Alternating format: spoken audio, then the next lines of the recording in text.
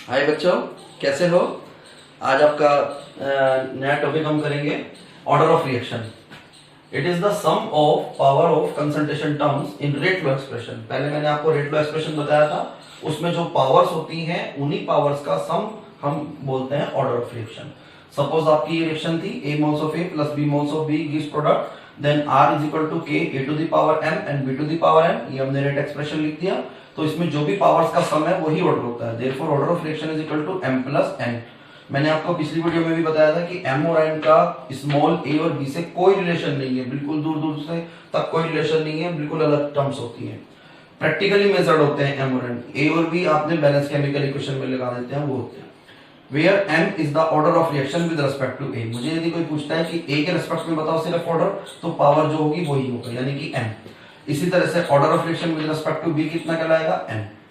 अब हम suppose zero order के लिए रिएक्शन लिखते हैं। For zero order reaction suppose मैंने रिएक्शन लिखी twice NH3 gives Pt plus N2 plus 3H2 in presence of platinum, और R लिख दिया K into NH3 raise to the power 0। Actually क्या है, ये डिकम्पोजिशन ऑफ अमोनिया की रिएक्शन है, और ये तभी होता है जब यहाँ पर प्लेटिनम सरफेस होती है।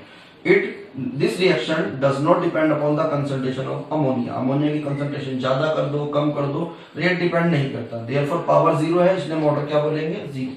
आपको लग रहा होगा कि यहाँ पे 2 है, पता नहीं सर ने 0 क्यों लगा दिया। एक्चुअली ये एक्सपेरिमेंटली मेजर्ड है। यही डिफरेंस आपको बताया था लो मास सेक्शन में और रेट लो एक्सप्रेशन में। इसी तरह से फर्स्ट ऑर्डर रिएक्शन के लिए लिखते हैं। Suppose NH4NO2 is decomposing on heating gives N2 twice of H2O। इसके लिए R हमने लिख दिया K इंटू NH4NO2, और जो भी पावर है यहाँ पे पावर इस टाइम 1 है, ऑर्डर भी इसलिए 1 है। फिलहाल यहाँ पे कोफिशिएंट जो था वही पावर में आ गया। सेकेंड ऑर्डर रिएक्शन के लिए मैंने एक एग्जांपल लिया है, twice HI gives H2 plus I2, then R is equal to K HI square, तो ऑर्डर वो हो गया 2। जो भी पावर है वही ऑर्डर हो जाएगा। Similarly for the third order reaction, twice NO plus O2 gives twice NO2, and R will be equal to K into NO square into O2. Order will be 2 plus 1। यहाँ पे power 1 है तो 2 plus 1 करेंगे 3 आ जाएगा order. इसी तरह से fractional order की भी रिएक्शन हो सकती है। CH3CHO gives CH4 plus CO, और R की वैल्यू यहाँ पर हो जाएगी K into CH3CO CHO raised to the power 3/2। अभी प्रैक्टिकली मेजर्ड है, हम यहाँ कोफिशिएंट देखकर नहीं लगा रहे हैं, क्लियर। और इसमें जो पावर है दैट इज 3/2, वही आपका ऑर्डर हो जाएगा। Order is equal to 3/2। अब हम नेक्स्ट टॉपिक पे आते हैं, units of the rate constant. Rate constant की यूनिट कैसे फाइंड करनी है। मैंने सपोज एक रिएक्शन ले ली, A gives P, then R is equal to K A to the power N। N is the order of reaction. मुझे नहीं पता क्या है, 0 1 2 3 कुछ भी हो सकता है। R की वैल्यू जो होती है, R की जो यूनिट निकालेंगे moles per litre per second. K की यूनिट फाइंड करनी है, A की यूनिट हमने रख दी moles per litre raise to the power N। इस मोल्स पर लीटर से एक पावर कैंसिल हो जाएगी, ये बच जाएगा n-1। यहाँ पे 1 बचा, यहाँ सेकंड बचा। Therefore unit of K will be litre raise to the power n-1 upon mole आएगा तो ऊपर जाके बन जाएगा 1 minus n power and second inverse. ये जनरल आपका यूनिट ऑफ K हो गया for the nth order reaction. किसी भी रिएक्शन के लिए आप इसको यूज कर सकते हैं। n की बस वैल्यू पुट करनी है, हम फाइंड करेंगे।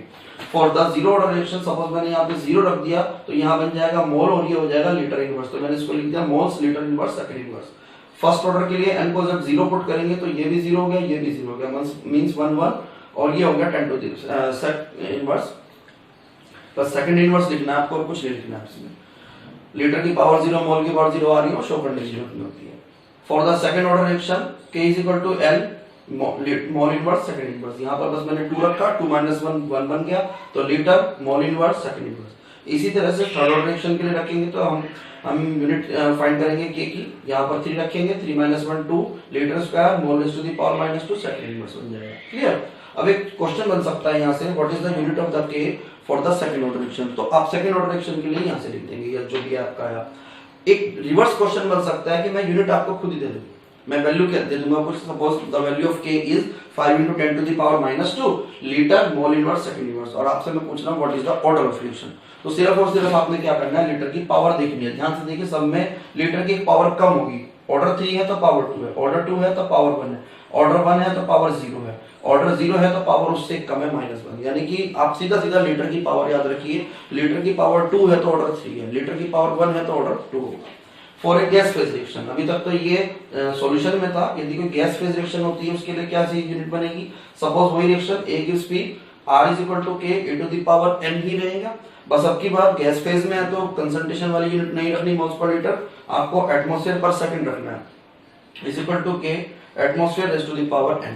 तो के की ये एटमॉस्फेयर कैंसिल होगा, पावर n माइनस वन बन जाएगी, के की यूनिट फाइनली बनेगी atmosphere 1 minus n second inverse. और यदि आपने बार में यूनिट ली हुई होगी तो ये बन जाएगा bar raise to the power 1 minus n second inverse. Clear. अब नेक्स्ट टॉपिक हमारा आता है molecularity of reaction. The number of the reacting species which must collide in order to simultaneously in order to bring about a chemical reaction। एक chemical reaction को करवाने के लिए इस रिएक्टेंट स्पीशीज के जितने एटम्स, मॉलिक्यूल्स या आयंस को कोलाइड करना पड़ता है simultaneously in order to bring about a chemical reaction, वो कहलाता है आपका मॉलिक्यूलरिटी। ठीक है। NH4 फॉर एग्जांपल मैंने लिखा NH4NO2 gives N2 plus twice H2। यहाँ एक ही मॉलिक्यूल है वही कोलाइड करेगा अपने आप से, तो ये बन गई आपकी unimolecular reaction. Similarly, twice HI gives H2 plus N2। Two molecules हैं HI के जो रिएक्ट करेंगे, जो कोलाइड करेंगे, therefore it is the bimolekular reaction। Twice NO plus O2 gives twice NO2 gives twice NO2, इसमें 2 मोल्स इसके हैं 1 इसके हैं, तो ट्राइमोलिकुलर रिएक्शन होगी। अभी ध्यान रखना है, ऐसा नहीं है कि मॉलिक्यूलरिटी कितनी भी बढ़ती चली जाएगी। मैंने इसी बात को समझाने के लिए यहाँ पे एक नोट लिखा है, the probability of more than 3 molecules colliding simultaneously is rare.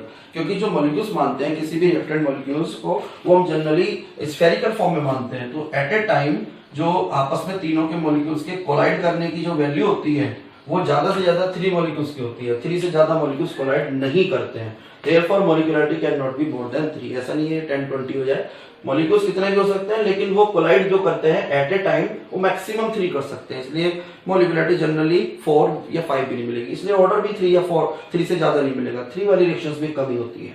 एक और नोट लिखा हमने, molecularity can be defined only for the elementary reaction. जो हम मॉलिक्यूलरिटी वर्ड यूज कर रहे हैं ये सिर्फ एलिमेंट्री रिएक्शंस के लिए यूज होता है, कॉम्प्लेक्स रिएक्शंस के लिए नहीं यूज होता है, and has no meaning for the complex reaction. Elementary reaction के लिए यूज होगा, कॉम्प्लेक्स रिएक्शन के लिए बिल्कुल यूज नहीं होगा। Elementary reactions, the reaction which complete in a single step. जो भी सिंगल स्टेप में रिएक्शन खत्म होती है उसको हम बोलते हैं एलिमेंट्री रिएक्शन। जो मॉलिक्यूलरिटी वाला कॉन्सेप्ट था वो एलिमेंट्री रिएक्शन के लिए ही चलता है। Next is the complex reaction, the reaction which completes in 2 or more steps और is known as the complex reaction, and each step of the complex reaction is known as the elementary। क्योंकि जो एक single step है वो तो एक single में ही खत्म हो गया ना, उसको हम एलिमेंट्री भी बोल सकते हैं। ठीक। Next heading is intermediates. Reactions के बीच में जब जैसे एक स्टेप से दूसरे स्टेप में खत्म होगी, 2 2 3 3 में, तो वहां कुछ इंटरमीडिएट्स भी बनते हैं। The species which produce in one step and consumed in the another step is known as the intermediate। वो इंटरमीडिएट जो रिएक्शन के बीच में एक स्टेप में जनरेट हुए हैं और वो दूसरी स्टेप में खत्म हो गए हैं, they are called as the intermediates। Next is mechanism of the reaction, a detailed description of various steps by which reactant change into the product। जो भी वेरियस स्टेप का आप डिस्क्रिप्शन ले रहे हो, जिसके थ्रू आप समझा रहे हो कि रिएक्टेंट प्रोडक्ट में कैसे कन्वर्ट हुआ है, वो कहलाता है mechanism of reaction. And the slowest step is known as the rate determining step. मान लो एक रिएक्शन 3 स्टेप्स में हो रही है, उसमें सबसे कोई स्टेप जो स्लो है वो फर्स्ट है, तो वो फर्स्ट वाला स्टेप ही आपका रेट डिटरमाइनिंग रहेगा, ताकि उसमें आप इजीली कंसंट्रेशन को, टाइम को मेजर कर सकते हो। जो स्टेप फास्ट हो जाते हैं उसमें आप मेजर नहीं कर पाओगे। क्लियर। एक एग्जांपल मैं आपके लिए ले रहा हूं यहाँ समझाने के लिए।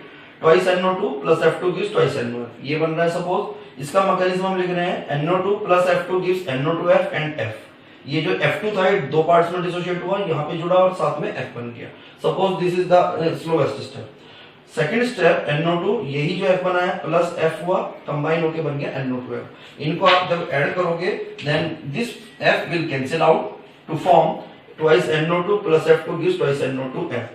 आप इस रिएक्शन को चेक कीजिए, ये वही रिएक्शन आ गई जो ऊपर थी। हमने 2 स्टेप्स में इसको समझाइए। Second step is the first step. इन दोनों में सबसे स्लो जो स्टेप है वो फर्स्ट स्टेप है। Therefore step 1 is the rate determining step. अब रेट डिटरमाइनिंग फर्स्ट है तो उसी के हिसाब से रेट डिफाइन करेंगे। Therefore rate law will be R is equal to K NO to power 1 and F to the power 1। Therefore order of reaction is equal to 1 plus 1, that is 1 plus 1 2। तो order 2 हो गया। देखिए इस reaction के हिसाब से लग रहा था पावर 2 और 1 आनी चाहिए थे, ऐसा नहीं हुआ है, ये पावर 1 1 है क्योंकि ये कॉम्प्लेक्स रिएक्शन है। एलिमेंट्री होती तो 3 ही आ जाता। क्लियर। Okay, thank you.